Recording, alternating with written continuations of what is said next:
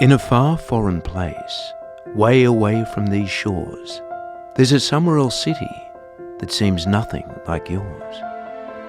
But look ever closer at what could be similar. A street, a smile, an old woman that's familiar. This grandmother lived for the simplest things, like a stitched up old toy and the smile it can bring. But life as she knew it was all soon to end, when the darkness arrived and began to descend.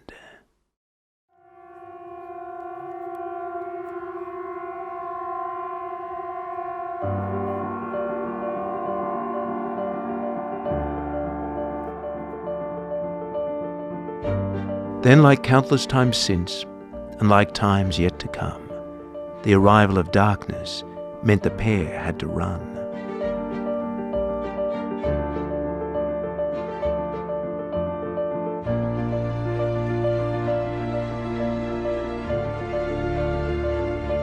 The old woman looked at what little was left.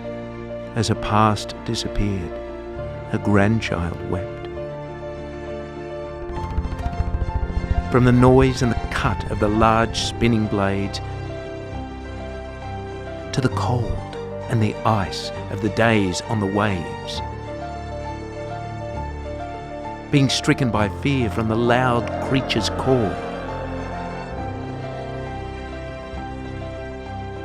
till they finally reached it, the tall, endless wall.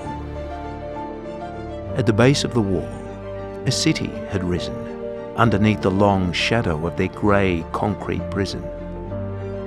In this purgatory place, there was no tomorrow, just the constant and timeless tick-tock of sorrow.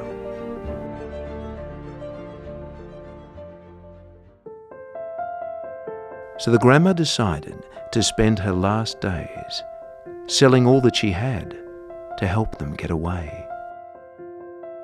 One night she walked, and after some miles, met a small one-eyed man who'd purchase her smile. But the ladder he paid with was so tragically small that it barely reached up the towering wall. The next night she wandered, and in front of a fire found a golden-toothed thief who'd become her next buyer.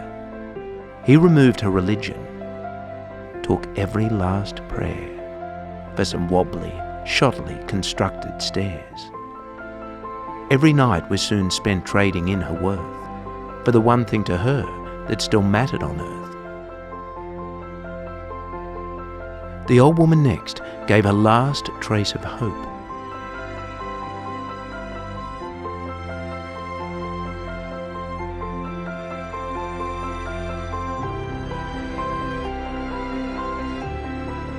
For exactly 12 feet of thinly wound rope. But her best intentions and her noble deeds were one evening met with horror and greed, when a group of braying shadows lured her away and took the last of her innocence, with nothing to pay. Though it can be said that the saddest of these was when the grandmother sold her memories. They dissected her mind. They pulled out her past, all the laughs, love and wonder, for some old metal parts.